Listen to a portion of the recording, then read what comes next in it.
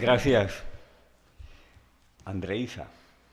Es también un gustazo que estemos juntos de nuevo en este trajinar por la palabra. Estuvimos en la Feria del Libro hace tal vez unos 2 años, donde hablé de esa evolución de lo real maravilloso y de lo real maravilloso y de lo mágico, ¿no?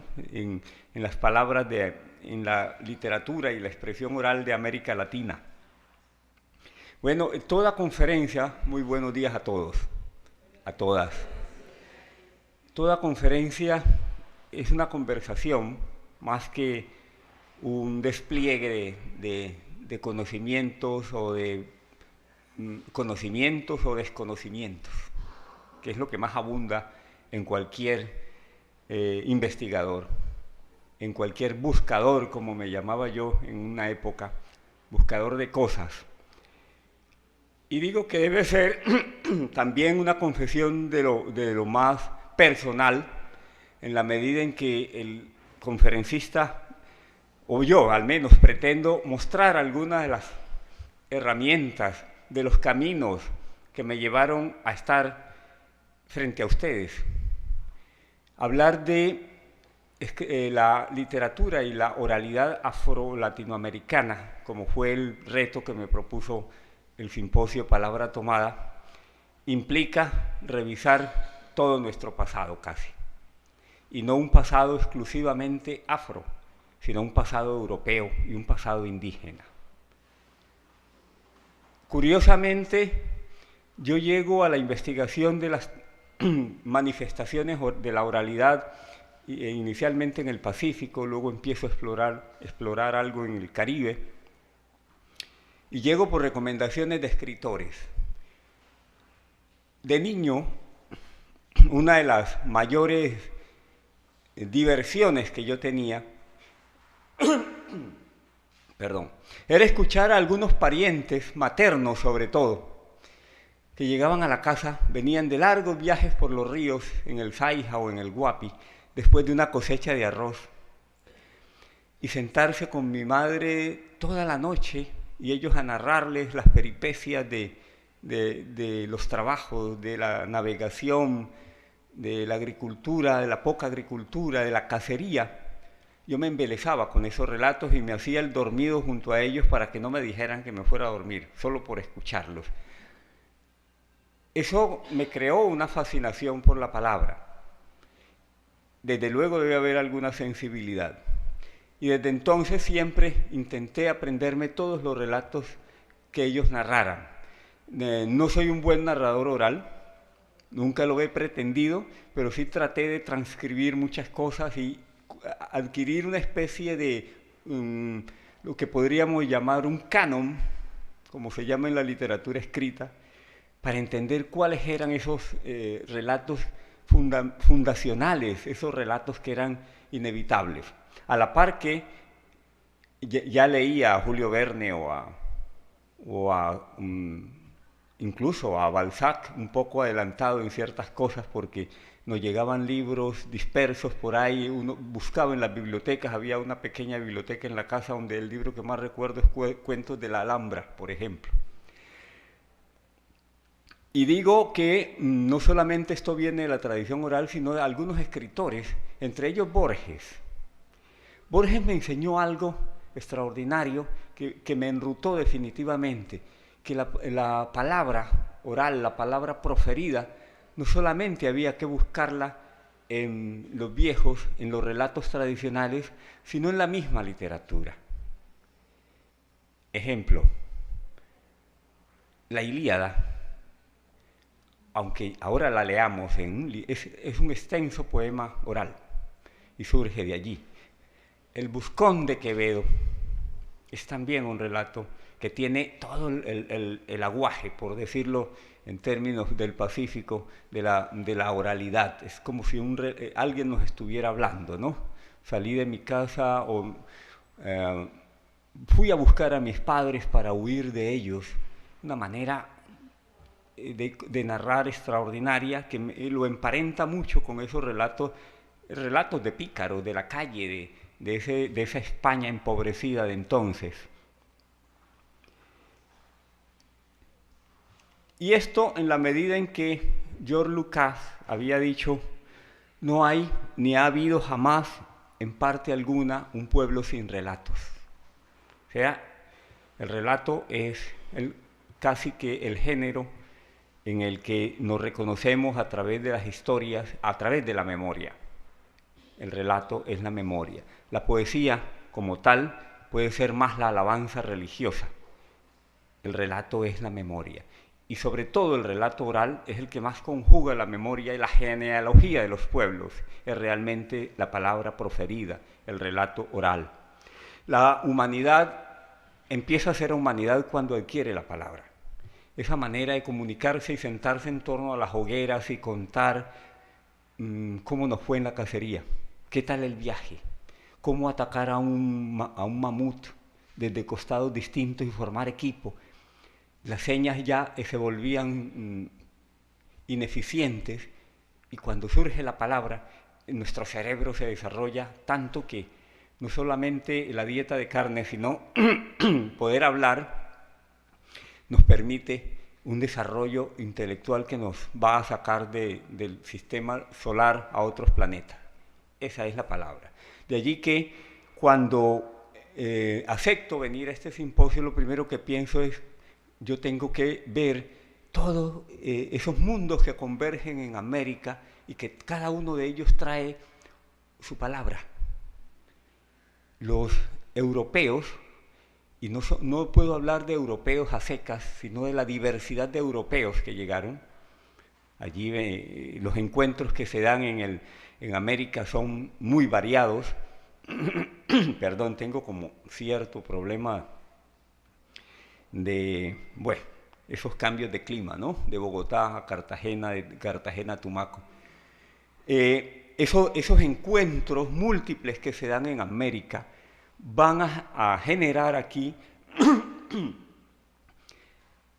la muestra de los diversos asombros frente al mundo, esos asombros que trae la palabra. Ella había hablado de esa narrativa picaresca que España nos aporta y que va a ser reconocida incluso en relatos orales muy abundantes en la antigua Antioquia, en el antiguo Pacífico colombiano, en el Caribe colombiano, y digo antiguos porque son relatos o maneras de expresión popular que se están extinguiendo, que muy pocos se escuchan ya, que ya no se transmiten de abuelos a nietos, como antes, como cuando uno se sentaba frente a mujeres como una que recuerdo en Guapi, que le decíamos Mayuca, que recogía las faldas, se sentaba y empezaba una narración que terminaba 3 noches después.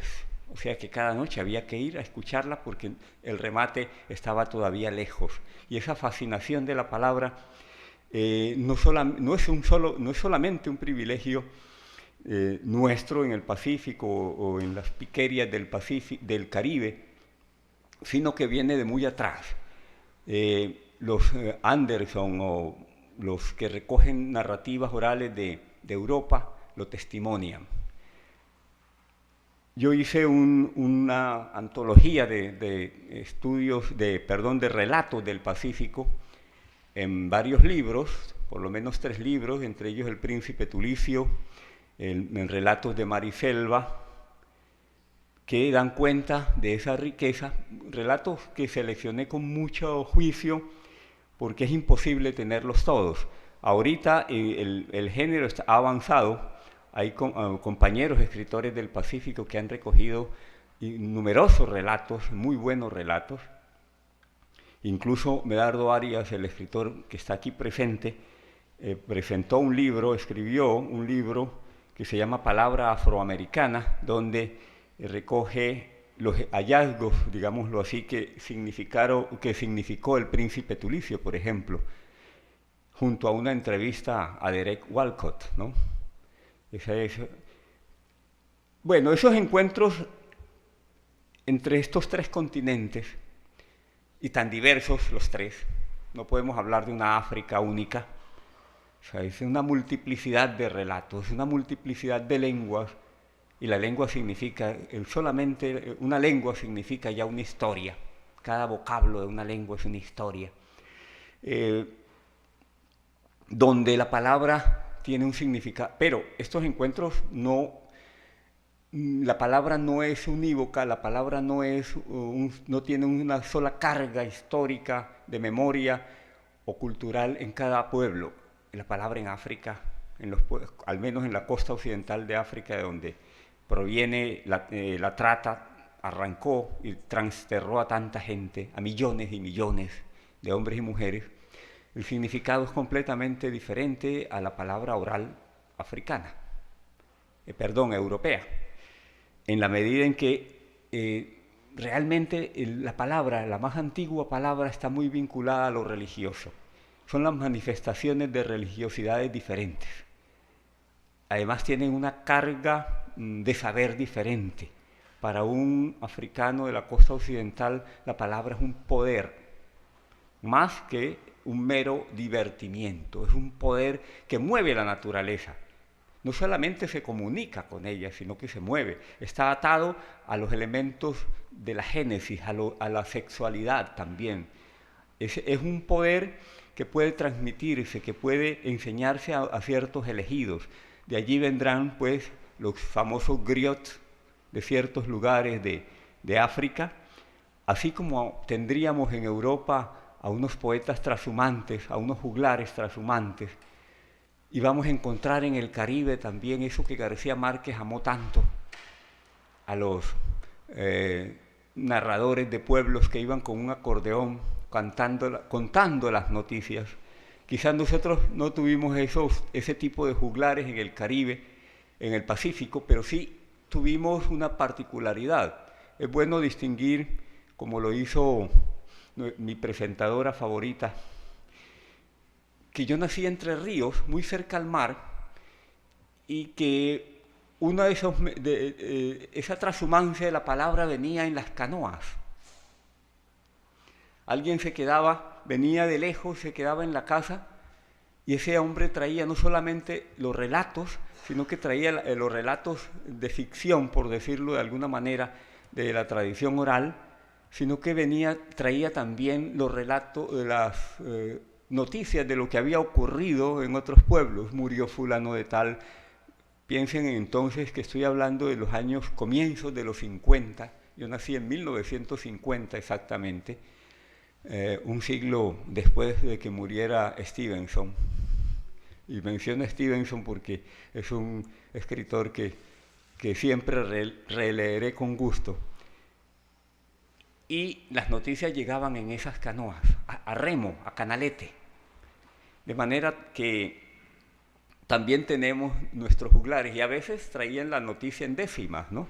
En décimas de origen hispánico, y glosadas, pero que también se convertían en una manera de transmitir, eran en cierta forma el radio de la época. Y entonces había uno que había muerto fulano de tal, que alguien se había vuelto rico, que había descubierto una veta de oro, en fin, todas esas noticias nos llegaban. Esa palabra poderosa, de alguna manera, va a estar también en muchos lugares afro de América Latina. En Perú vamos a encontrar también la décima, trabajada oralmente. Nicomé de Santa Cruz es un exponente de esto, de este género, de esta manifestación poética. Vamos a encontrar esa décima glosada que es tan difícil estructuralmente, que asombró mucho a un investigador español, a Germán de Granda, que dijo, pero ¿cómo? La décima glosada, la misma que usó Quevedo, la que usó Lope de Vega, la que usó... Y exactamente la misma estructura de décima, pero con un ritmo, un acento diferente, y para otros fines, ¿no? Y hablo de la décima también porque fue el vehículo en el que el negro, el descendiente de africanos, fue también maltratado. Me acuerdo de una décima de Quevedo que siempre le perdono por ser el escritor que es, remataba diciendo, y los negros no comían morcilla porque creían que se comían a sí mismos, ¿no? horrible. Y yo, Quevedo, te la perdono solo porque eres Quevedo, ¿ah? Pero horrible. Y me refiero a ese incidente en cuanto que va a tardar un tiempo muy largo en que el mismo descendiente de africano se va a apoderar de esa estructura y la va a devolver a su modo. Y entonces eso es lo que un escritor muy conocido, un filósofo, decía: por fortuna la modernidad es también el momento de emergencia de los saberes insurgentes, de los saberes sometidos, perdón. Es el momento de insurgencia de los saberes sometidos. Es el momento en que estos pueblos que han sido colonizados, subordinados, empiezan también a mostrarse, a mostrar la resistencia cultural a través de la palabra. La palabra, decía yo, en África controla el mundo, es mito y es historia. Es mito y es historia. Entre los indígenas la palabra revela el mundo, le da un orden. Bueno, en casi todos los pueblos, pero es muy evidente. Europa avanza hacia el libro, y en esto alguien decía que llegar al libro pues había significado la mayor evolución intelectual del mundo, y yo tal vez lo pongo en duda. El libro sí, es cierto, pero el libro es un intermediario entre la oralidad y la historia escrita, y eso es lo que realmente hace un escritor. Un escritor no... el hecho de que se tenga la escritura no significa que intelectualmente se haya avanzado más. Son necesidades diferentes, son ritos diferentes. El escritor, como decía, es un intermediario entre lo escrito.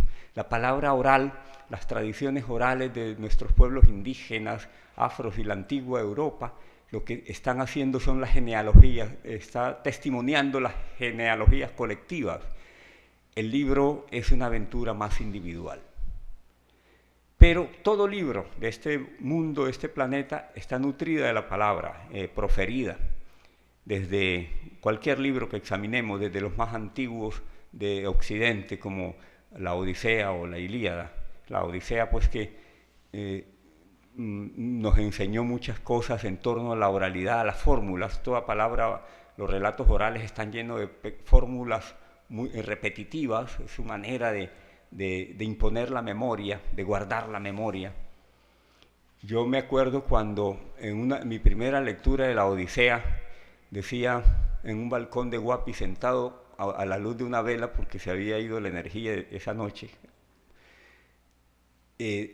encontraba las preguntas que se hacían dos personajes de la Odisea cuando se encontraban. ¿De dónde vienes? ¿Quiénes fueron tus padres? ¿Qué naves con balas te trajeron por el vinoso mar? Entonces decía yo, pero aquí hay algo que me suena. Y después vengo a entender muy bien que esas fórmulas de la tradición oral del Pacífico están emparentadas con las fórmulas orales de cualquier lugar del mundo. Si alguien va a narrar un viaje en un cuento del Pacífico, dice: caminaba y andaba, y entre más caminaba, más andaba, y le parecía que no andaba, pero andando iba. Y esas fórmulas están en casi todos los relatos. Una manera de economía verbal y a la vez de crear, pues, mantener la estructura del relato. Porque una cosa es cuando usted escribe, el libro deja constancia para siempre, pero cómo mantener las estructuras de un relato oral que cada quien va a narrar a su manera. Entonces esas estructuras permitían eso. De allí que pienso en Carpentier cuando habla de ciertos elementos fantásticos de la realidad de América Latina, y que él va a sabernos entregar mucho en sus libros. Estoy recordando a Ecuellan Bao y El reino de este mundo, ¿no? El reino de este mundo, que es esa manera de épica en que se va a narrar el ascenso, la rebelión, el ascenso y la caída también de ese intento de soberanía que se empieza a dar en América y que va a marcar a América Latina y del Caribe de la manera más maravillosa, en cuanto que esa rebelión va a ser primero la constitución de un país libre, el primer país libre en América en la colonización, y a mostrar cómo la importancia de la cohesión religiosa lejos de África, pero con todas las raíces atadas a África, transformándose en América. La maravilla de lo oral es la muestra de lo maravilloso, y eso es lo que recoge también Carpentier, y va a recoger de alguna manera, incluso con una estructura mucho más amplia, 100 años de soledad, que es un libro oral. García Márquez dice, este es un vallenato de 300 y pico de páginas, y es que es cierto, pero lo digo más, no tanto porque se oiga la música sonar allí, del vallenato como tal, pero sí el relato oral está allí. Empezar como empieza y como narra García Márquez, realmente es un hombre que, y él mismo lo confiesa, yo escuché muchos relatos de mis abuelos, porque es ese juego entre lo mítico oral y la escritura, digamos, con todas las reglas de la escritura, del relato, de la novela, porque es novela también, pero parece un relato, un extenso relato mítico, donde cabe la Biblia, cabe el relato oral indígena de la creación del mundo, y cabe el relato fundacional afroamericano. El libro, sin embargo, está más llamado al raciocinio. Permite mucho más el raciocinio porque permite más la discusión, es un ejercicio más intelectualizante la lectura. El relato oral está más dedicado al encantamiento, a encantarnos, a maravillarnos.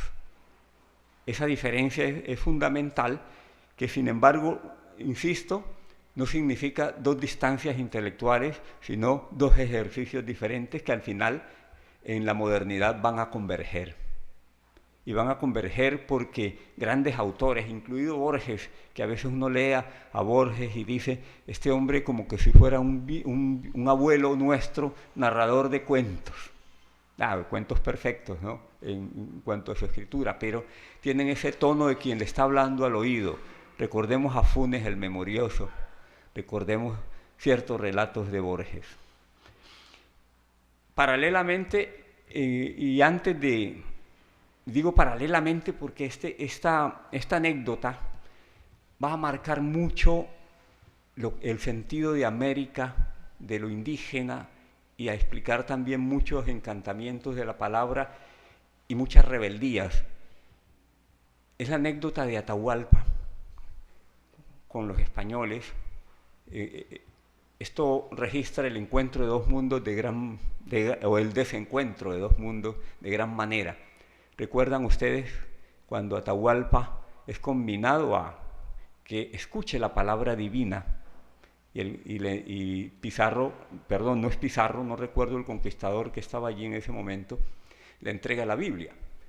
Y Atahualpa pone el libro en su oído y al no escuchar nada, lo azota. Y ese es el pretexto para tomarlo preso y sacrificarlo. Lo azota porque no escuchó nada, es decir, estamos entre dos conceptos diferentes de la palabra. El libro, la palabra consignada en la Biblia, es para los cristianos la fuente de sabiduría. Para Atahualpa no le significaba nada. Tal vez si le hubieran recitado la Biblia, hubiera sido mejor. Hubiera entendido un poco que había un héroe que muere en la cruz, como lo entendieron y lo transformaron también descendientes de africanos en este lado del mundo. Desde el momento en que empieza la evangelización, lo transforman, se lo apropian y crean su propio Cristo, ¿no? Que hay una anécdota que acabo de acordarme. Estaba yo en Raspadura, un pueblo del Chocó, de la cuenca del Atrato, cercano a Quibdó, donde está la famosa basílica o la imagen del Cristo de Raspadura. Y me contaba alguien que la dueña de una hacienda de allí, a la dueña de la hacienda se le fugaron los esclavizados. Y el sacerdote se inventó una manera de atraerlos. Tomó la estampa de Cristo, como vio que los negros, la cara de Cristo los atraía mucho, y las fijó en varios árboles. Cuando ellos vieron eso, entendieron que se estaba operando un llamado, que eso era milagroso, se estaba operando, y fueron y regresaron a la finca. Para ellos no era exactamente el Cristo católico o el Cristo cristiano. Era una manera, era otra, había otra fuerza y otra deidad. Y regresan pensando que este señor había salido a buscarlos. Entonces, de nuevo la palabra, ese encuentro con la palabra sigue operando, porque ese retrato era realmente el retrato que habla. Están las potencias hablándoles. Es otra manera de ver la religión. De allí que haya tantos santos en los que uno reconoce, ¿no, Gloria? Reconoce la presencia de potencias africanas. Es decir, San Antonio en el Pacífico no es el San Antonio cristiano exactamente. Es el hombre que sale a caminar, que une el cielo con la tierra, desciende, se enreda con los humanos, conversa con ellos, toma guarapo. Ya hay una transformación enorme. Decía yo que el escritor es un mediador entre la escritura y las huellas de la oralidad. El escritor o la escritura es un paso de lo mítico oral a la ficción escrita. Decía de Llano, un escritor que encontré citado en Poéticas de lo Negro: la oralidad opera como actualizador de lo conservado en la memoria. El mito pierde la dosis de creencia y gana libertad para la creación individual. Ese es como el paso de la escritura, que en América Latina es demasiado importante, y sobre todo en esa Afroamérica, donde la oralidad está vigente, donde escritores tan conocidos por nosotros y tan importantes universalmente como MSC se proclama un nuevo griot.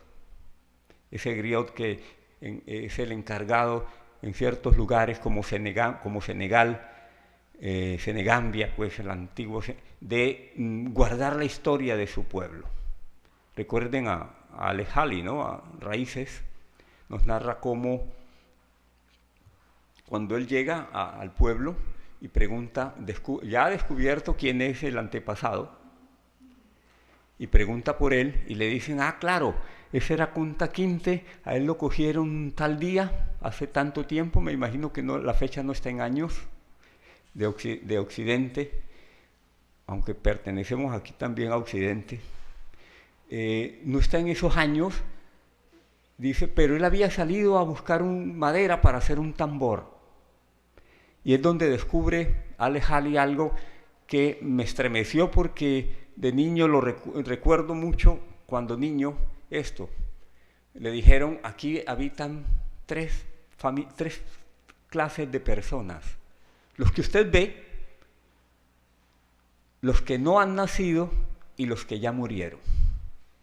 Esa presencia triple la sentía también en el Pacífico, de alguna manera se manifestaba. A veces un asiento quedaba sin uso porque esa persona no había desaparecido del todo. Un cuarto se clausuraba. No es privilegio de 100 años de soledad únicamente, sino que así era, ¿no? Y en la mesa, en el puesto donde él se sentaba, se escribía con carbón, o en la pared: fulano de tal murió, pasó, mejor, más que murió, pasó en tal época, en tal año. Y era una manera de conservar la presencia viva de las personas que habían muerto. La oralidad permite conocer el campo discursivo de conflictos ancestrales por medio de los cuales vamos conociendo la figuración literaria del otro.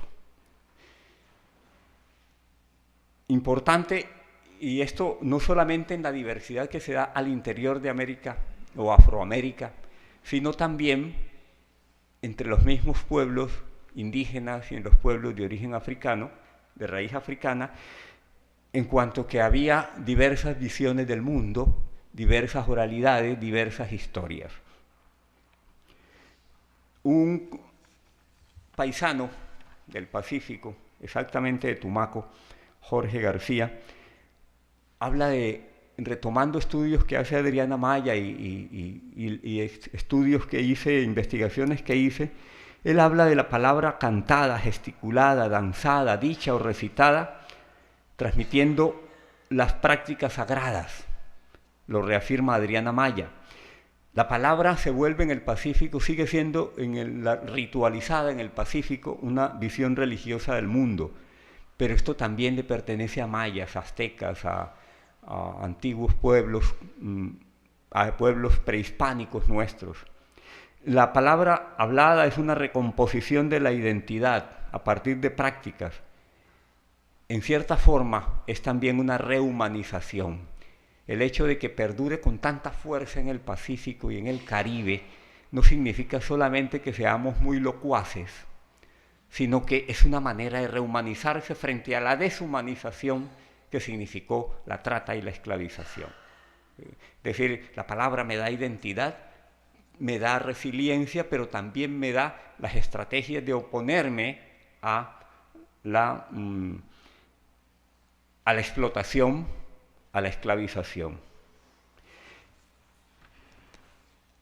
Si uno empieza a indagar también, bueno, que es que en América Latina la oralidad está presente, ya mencioné a García Márquez como uno de los grandes, hay también haitianos, aunque sea en lengua francesa o creol, indígenas, recordemos a Hombres de Maíz, que lo indígena también ha tenido los libros tomados de lo oral. O sea, es un proceso que en América es tan fuerte y tan necesario, como digo, como un proceso de reconocimiento del pasado, de nuestra historia y de nuestras identidades. Lo indígena, que arranca de alguna forma primero, nosotros llegamos, los afro-latinoamericanos, llegamos a la palabra escrita más tarde, esto debido a toda la estructura de cárcel que tuvo la esclavitud. Esto lo documenta muy bien Mario Diego Romero, la esclavitud como una cárcel, donde los roles estaban definidos, donde los territorios estaban, la gente estaba confinada, de allí que el cimarronismo es precisamente eso, romper las barreras del territorio, crear el territorio propio. De alguna manera, crear una patria nueva en un territorio, por limitado que fuera, poder hablar hasta sus propias lenguas. De allí va a surgir la lengua palenquera, que es una manera intercultural de comunicación entre diferentes grupos étnicos de África que hablaban lenguas diferentes, y que yo tengo la presunción de que el palenquero se habló también en el Pacífico.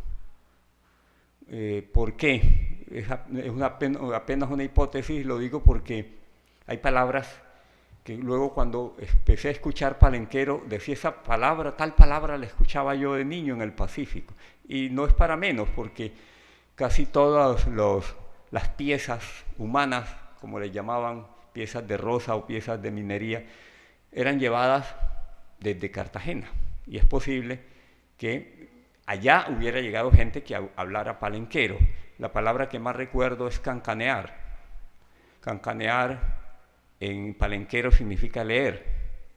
Y entonces cuando uno leía mal o se equivocaba en la lectura, el profesor le decía, pero ojo cómo se cambia semánticamente, no cancanee, o sea, no lea mal, no lea como negro, más o menos. Ese era el significado que tenía. Y bueno, y hay otras que no recuerdo ahora, pero esa hipótesis puede ser confirmada si uno se dedicara. Desgraciadamente, los mayores que podían darnos testimonio de esto ya no están. Eso debió haberse hecho a comienzos del siglo XX, por ejemplo. Germán de Granda sí descubre que en una zona del Guapi llamado Balsitas, un pueblo, se habla un español completamente diferente a todo el entorno pacífico. Él piensa que allí se estaba conformando una nueva lengua después del aislamiento que sufre el Pacífico cuando termina el periodo minero-esclavista, Pacífico desaparece para el Estado, colonial o republicano, ya no tiene importancia. Y durante ese periodo se afianzaron los elementos culturales del Pacífico. Había un total aislamiento, y él dice, en ese periodo, 50 años más y habríamos tenido una nueva lengua de origen afro en el Pacífico. Y no se parece a ninguna forma dialectal de habla. Y decía pues que la escritura empieza a llegarnos, y estoy en este momento ya recordando a uno de nuestros primeros escritores, aunque no es afro-latinoamericano, pero es afroamericano, Olaudad Equiano, que apenas empezamos a conocerlo hace muy poco. Cuando llegan hace unos años, no habíamos leído nada de él, o al menos yo no, y me encuentro que este hombre es de los primeros esclavizados que llegan a América, a Europa llega él también, y luego a Norteamérica, que escribe su paso por, es decir, describe el paso atlántico, su salida de África, la travesía del Atlántico y su periplo por América como esclavizado y luego libre, y después un hombre de negocios, ¿no? Es realmente muy conocido en ciertos círculos estudiosos. Yo pienso también en el padre Sandoval, aquí en Cartagena, como alguien que toma esos relatos genealógicos y los transcribe, los pasa al libro, y un libro muy prolífico, por cierto, donde recoge las genealogías de muchos hombres y mujeres llegados de África, para los que necesitaba intérpretes, porque era imposible que hablara todas sus lenguas, y él es el primero que nos va mostrando esa diversidad. Pienso en los cronistas, que de alguna manera son también escritores americanos, en cuanto que están narrando realidades nuestras, realidades y mitos, ¿no?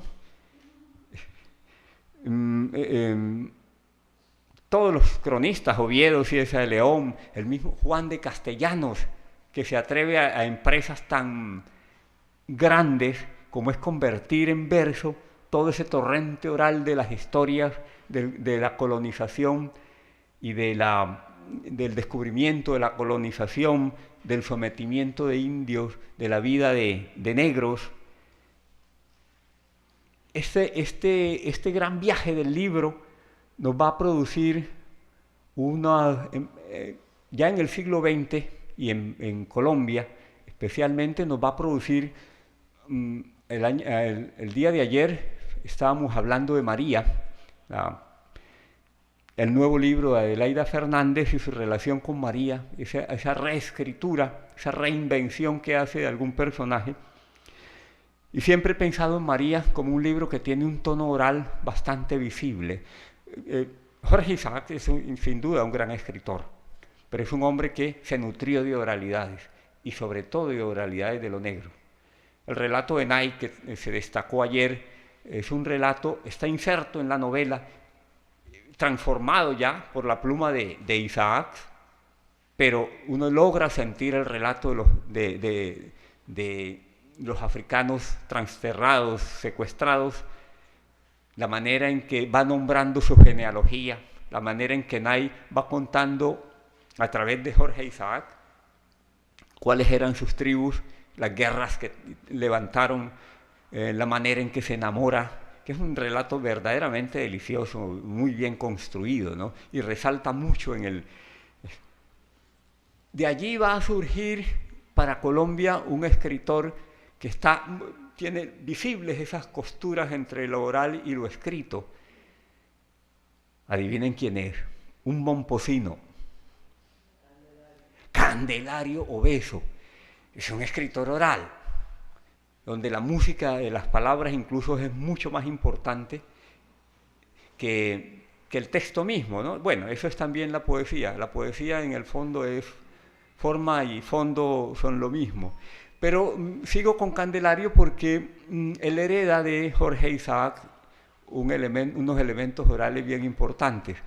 el poema más conocido de Candelario Beso, que es nuestro canción del boga ausente, realmente lo recibe de las investigaciones etnográficas de Jorge Isaac, que se vuelve un investigador etnográfico a ultranza. Él recoge un canto en el río Dagua. ¿Recuerdan el regreso de Efraín cuando muere María? Que es una travesía por el río Dagua, remonta el río Dagua, va narrando a los bogas, la vida de los bogas, sus usos, costumbres, la manera en que vestían, las comidas. Es una parte bien interesante de María, que siempre olvidamos, nos la hacen olvidar. En esas andanzas, porque Jorge Isaac trabajó en el Dagua, recoge algo que luego retoma Candelario Beso y está en la canción del boga ausente, ¿no? Qué oscura que está la noche, bueno, diciéndolo en castellano, qué oscura o qué cura que está la noche, que suena mejor, ¿no? Porque el ritmo está hecho en esa forma dialectal, pierde ritmo cuando se traduce al español, lo pierde. A ver, qué oscura que está la noche, qué oscura está, no hay en el cielo una estrella, remá, remá. Veamos la hora. Qué cura que está la noche, qué cura está, no hay en el cielo una estrella, remá, remá. El paso a la palabra ya escrita o traducida al patrón lingüístico dominante, pues le hace perder ritmo, pero las ediciones casi todas son bilingües, por llamarlas de alguna manera, para que el común de los lectores hispanohablantes pueda leerla. Había hablado de Mese Ser, el escritor martiniqués, creador de Cuaderno de Retorno a un País Natal, ¿no? Incluso catalogado dentro del surrealismo, y él se proclamaba un nuevo griot. Ahora, ya no es el paso meramente descriptivo, o el periplo meramente descriptivo, sino que es una forma de interiorización en los laberintos, digamos, de la memoria y de la rebeldía de América, o de los negroamericanos. Eso es una épica totalmente distinta, tanto que Breton lo clasifica y lo adopta como un surrealista, aunque no era la pretensión de M.F. Ser. Es la palabra rebelde, construida a partir de vivencias interiores, pero siempre con el Caribe de fondo, siempre con esa manera de despertar las resistencias al sometimiento, es decir, la palabra descolonizadora. Tenemos en Cuba, que ha sido siempre una fuente inspiradora de escritores que tienen una relación muy profunda con lo oral. Ya he mencionado a Carpentier, pero ya ustedes me estarán diciendo, ¿y qué pasa con Nicolás Guillem?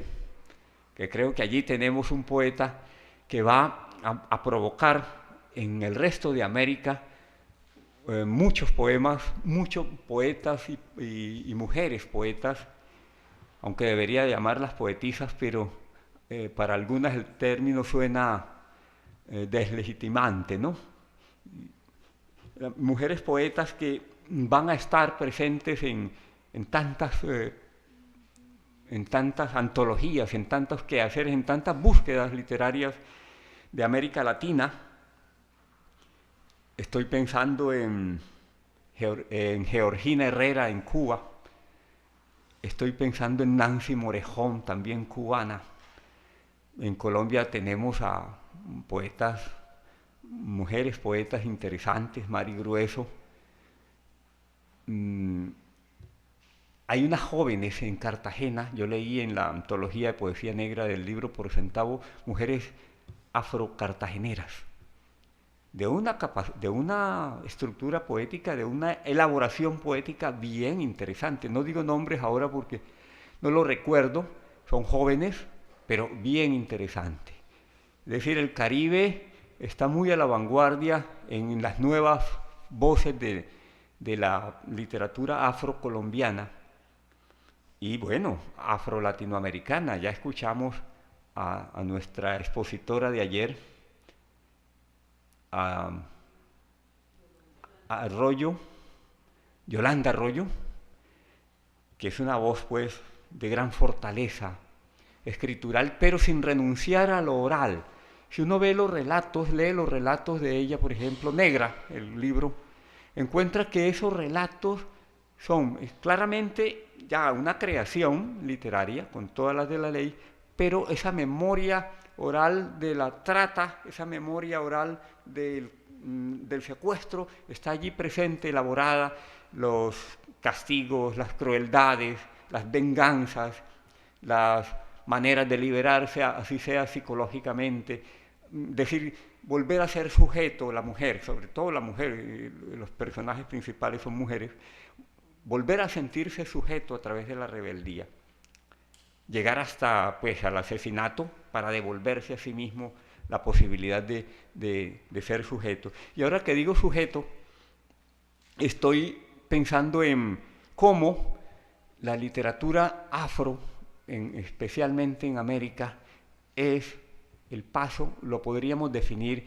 de la manera de dejar de ser objeto literario a pasar a ser sujeto, que escribe sus propias historias, su propia poesía. Yo siempre he sostenido, cuando en nuestros pueblos nos decían, no, usted tiene que volverse ingeniero o abogado o médico para que sea importante, y nos ayude. Yo después me dije, bueno, así como nuestros pueblos necesitan tener ingenieros que construyan puentes que no se caigan, abogados que no se le roben la plata al otro y médicos que nos sanen realmente, necesitamos escritores. Cuando un pueblo no tiene escritores, es incapaz de narrarse a sí mismo y sigue siendo un objeto, entonces sigue siendo narrado por esos malos momentos de Quevedo o por otros escritores, o tiene que Carrasquilla, por ejemplo, asumir la escritura de personajes negros. Es tan necesario, incluso mucho más necesario, el acto de la palabra, el hecho de que nosotros mismos nos escribamos significa no independizarnos de la palabra como tal del resto del mundo y volvernos una república independiente de escritores, sino es precisamente el conectarnos con el resto del mundo. Y creo que ese es el sentido en el que muchos escribimos, a pesar de que, o no a pesar, sino que se siente la raíz de donde se proviene, pero escribir en el caso de lo negro, de lo indígena en América, es escribir desde el mismo terreno nuestro para salir al encuentro de lo universal. Así veo yo esa escritura de lo negro, y creo que en ese sentido Medardo está, en ese sentido está Fabio Martínez, en ese sentido está Adelaida, para nombrar, pues, las personas que han estado aquí presentes. ¿Quién más? Bueno, está Rómulo Bustos, poeta de aquí, de Santa Catalina, extraordinario poeta. Está Óscar Collazos, recordemos a Collazos con cariño, un hombre infatigable en la escritura y la denuncia. Las novelas de Collazos, como escritor, Collazos empieza en Buenaventura. El verano también moja las espaldas, donde está también esta novela, ¿cómo es?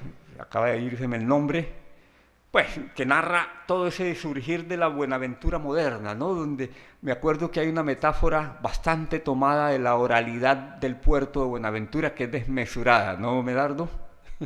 Decía él en un pasaje de su novela, en Buenaventura uno se acostaba, y al frente de la casa de uno había un pasaje, un predio vacío.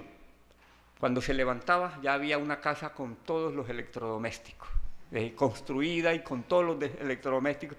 La fiebre del dólar, pues, que estaba llegando, el auge portuario y todo, generó unas corrientes de riqueza enormes en los años fines de los 50, 60, principios de los 60, y esa gran metáfora de Collazos lo que indica es exactamente, es un préstamo a toda la tradición oral de las esquinas y de los barrios lacustres de Buenaventura. Él también tenía esa deuda con lo oral y lo asumía, ¿no? En medio de sus experimentos narrativos, en medio de esa manera de ligar lo moderno con lo tradicional. Recordemos también en América, en Colombia, para hablar de lo más cercano, a alguien que nos va a dar un giro fundamental en la manera de asumir el mito, la oralidad, lo religioso, hacia la palabra escrita, y es Manuel Zapata Olivella. Changó el Gran Putas, que es un libro también de gran fuerza oral, de gran fuerza mítica, y su origen está también en lo mítico, si es que podemos empezar a hablar de una nueva mitología o de una nueva manera fundacional de la palabra. Él narra una anécdota en Levántate mulato o La rebelión de los genes, no recuerdo, en la que nada menos que uno de los creadores de la negritud, Sédar Senghor, presidente del país de Senegal, Zapata Olivella, el vagabundo, como él se proclamaba, él decía: yo no soy investigador, yo no soy antropólogo, yo no soy médico, yo lo que soy es un vagabundo. Ese vagabundo que llega a Senegal y le dice al presidente Sédar Senghor: presidente, yo quiero dormir en una de las antiguas factorías negreras que hubo aquí. ¿Pero cómo se te ocurre? Quiero dormir solo y desnudo allí.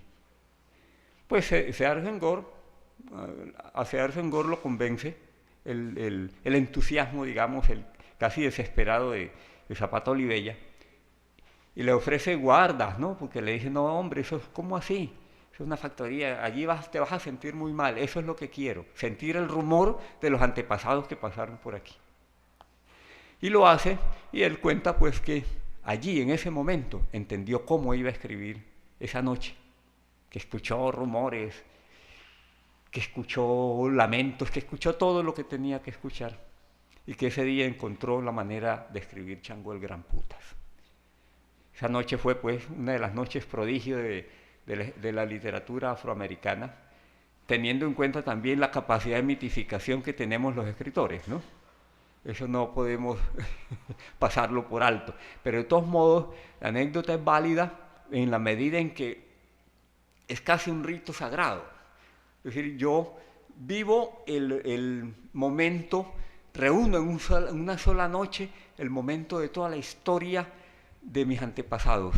Y ese será el proyecto de mi vida, un libro que es historia, que es mito, que es ficción, que es realidad, una novela que realmente no es estrictamente una novela.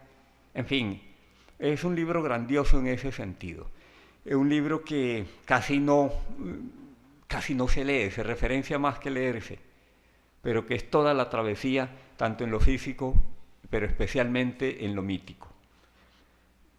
Nosotros tenemos el gran privilegio de que lo negro en Colombia no es solamente un solo lugar, un solo topos.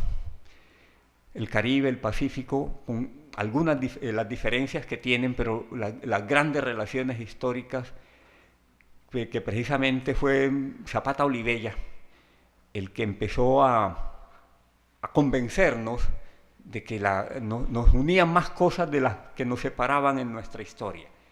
Yo escuché a Zapata Olivella muy niño, cuando fue a Guapi, andaba con la hermana Delia haciendo unas grabaciones con esas cámaras a las que se les daba pedal, y los gritos de Zapata Olivella dirigiendo las cosas. Y entonces yo pregunto: ¿y ellos de dónde son? Tendría yo unos 8 años, ¿no? Ya sé que van a decir: uy, eso fue en el siglo antepasado. Bueno, y uno corriendo detrás de ellos, fascinado por las órdenes que daba, los gritos, lo estoy recordando, y alguien con un pedal dándole, Y después lo que después uno va a entender es que este hombre estaba uniendo puentes, y no solamente entre Pacífico y Caribe, sino también entre lo indígena y lo negro. O sea, es una de las virtudes de Zapata, una de las grandes virtudes de Manuel Zapata Olivella, que proclamó es que este país, este continente es mestizo, ¿no? Y lo proclamaba desde la negritud. Entonces reafirmo el postulado, o la premisa mejor, de esta charla, y es que salimos de aquí desde lo nuestro hacia la universalidad, como premisa de trabajo. Y eso era Zapata Olivella. Uno escucha los programas que tenía Radio Nacional de Colombia y dice, no, pues que este hombre estaba adelantadísimo, ¿no? En muchas cosas. Y él decía alguna vez, eso se debe a mi vagabundaje, que yo no me metí al mundo como médico o como antropólogo, sino como un andariego, un vagabundo, así mismo se definía. Creo que nos abrió las puertas para muchas cosas. Y decía pues que el Caribe y el Pacífico, Colombia tiene la virtud, la ventaja de tener una microdiáspora, para llamarla de alguna manera. Es que usted encuentra la presencia afro en casi todos los lugares de Colombia, ya, ¿no? En regiones como el Guaviare, donde ya ha habido secretarios de cultura del Chocó, originarios del Chocó, en el Amazonas, en Bogotá siempre tuvo presencia negra, ¿no? Desde tiempos coloniales y bien abundantes, y hay testimonios sobre eso. Pero la raíz es la misma, es decir, todo salió de Cartagena, todo pasó por Cartagena. Cartagena es el sitio de la gran dispersión, el sitio de la gran diáspora nuestra.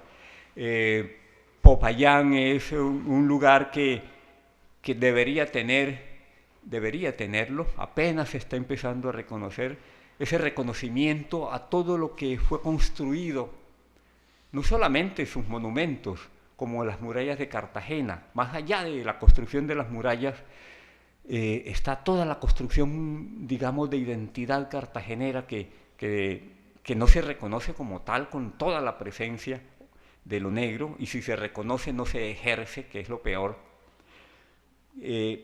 Esa presencia múltiple de lo negro en Colombia nos permite hablar, o nos permitirá, y eso es lo que ha hecho.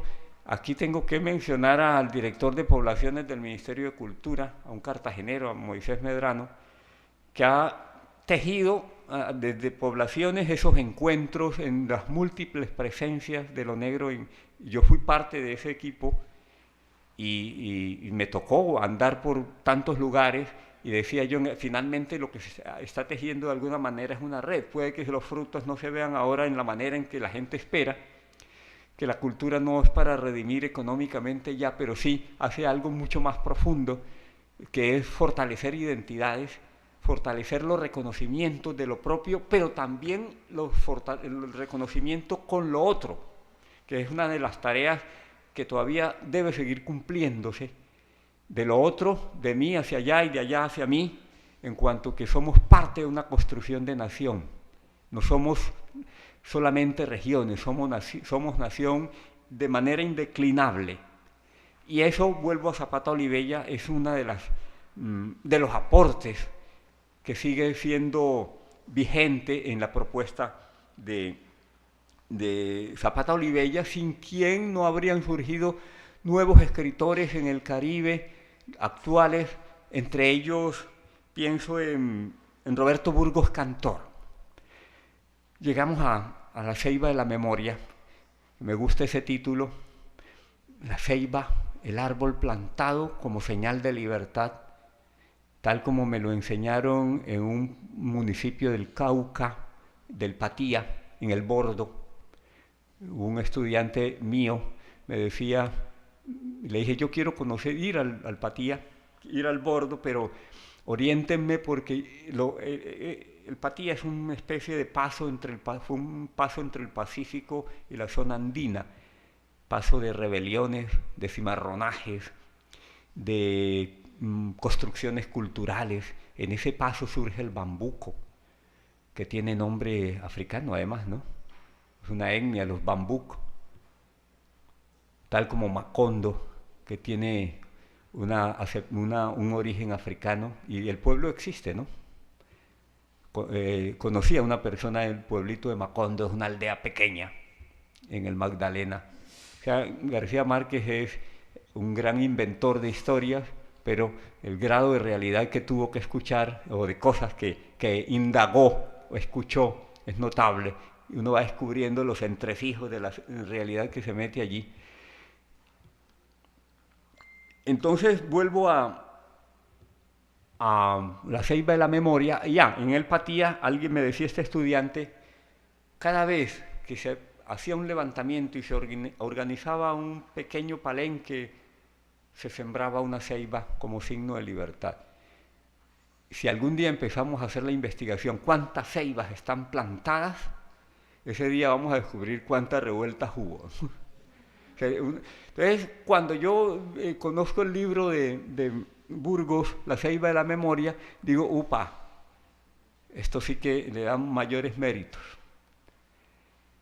Y hay otro elemento que me identifica mucho con la narrativa, un hilo conductor, un personaje que es casi un hilo conductor en la novela, se llama Analia Tubari. No sé si la recuerdan los que hayan leído La ceiba de la memoria. Pues claro, yo venía Analia, ¿no? Que sería traducida acá Analía, que fue la primera novia, el nombre de la primera novia que tuve, entre otras cosas, Analía. Bueno, esa anécdota personal vale porque crea también puentes y afinidades. Cuando yo veo a Analia, yo estuve un tiempo muy entregado a leer, a buscar, a indagar historias surgidas, o historias recopiladas o directamente de África, de la África occidental. Y en esas búsquedas me encontré con Leo Frobenius. Leo Frobenius, un antropólogo belga, si no estoy mal, que recoge muchas historias del África, entre ellas historias de caballería. Y la historia que más recuerdo de ese libro es precisamente donde está Analia Tubari, que yo después le dije a Roberto Burgos, me robaste un personaje, pero me alegré tanto que apareciera en la novela, que es un personaje de la tradición oral de caballería. Analia Tubari era hija de un rey de un pequeño imperio y entra en guerra con vecinos y pierde todas las aldeas que tenía su reino y muere de tristeza. Entonces Analia, la hija, queda heredera. Y Analia le dicen, pues usted tiene que casarse, reina. Y ella dice, bueno, yo me casaré, pero tiene que ser primero con un hombre que me haga reír y me quite la tristeza. A tarea tan, parece fácil, ¿no? No es fácil, allá está diciendo, no es nada fácil. Entonces se presenta y ahí es cuando descubro que existían caballeros andantes. Llega él con su sufi, que era el escudero, y su poeta, que era el cantor de sus hazañas, antes de que apareciera, o simultáneamente, cuando estaba dando el relato de caballería, no, antes del relato de caballería europeo. Y entonces le dice, reina, aquí vengo para volverte a hacerte sonreír. Entonces le dice, ve, le da posada, le da posada con sus dos acompañantes, y para que luego al día siguiente, buena comida, ¿no? Y compañía femenina también, para que al día siguiente vaya y demuestre su valor. Este hombre sale, combate, y al cabo de un tiempo regresa y le dice, he liberado tus aldeas, son tuyas de nuevo, entonces cásate conmigo. Y le dice ella, no puedo casarme contigo. Acuérdate que yo dije que debía hacerme sonreír. ¿Y por qué no sonríe? Porque ahora hay otro problema. Y es que ahí mi pueblo está padeciendo hambre. Hay una laguna donde vive una serpiente poderosa. Cada vez que se remueve, brota el agua, inunda los campos de cultivo de los cereales y mi pueblo está pasando hambre. ¿Cómo voy a sonreír? Y entonces el guerrero dice, hay que destruir a la serpiente. Pero esta hazaña será mucho más larga y se va a combatir contra la serpiente ¿Cómo vamos de tiempo? ¿Bien? Usted dice. 2 minutos. 2 minutos. Terminemos el relato. Y se va a competir con la serpiente y duran 10 años combatiendo. Un año ganaba la serpiente, un año ganaba el guerrero. Ambos exhaustos, ya finalmente él clava la espada en la serpiente y ella muere, la serpiente. Entonces él, también herido, muere, fallece. Pero antes de morir le dice, llévenle la espada mía a la reina y díganle que está libre. Y fallece. Y la reina viene al lugar, ordena que se levante un túmulo tan alto en su memoria, que de donde se pueda ver todo el imperio, todo el pequeño reino. Ella, duran 10 años construyendo el túmulo. Entonces toma la espada, la clava en tierra, sonríe y fallece, y la dejan enterrada junto al guerrero. Ahí termina la historia. Bueno, muchas gracias.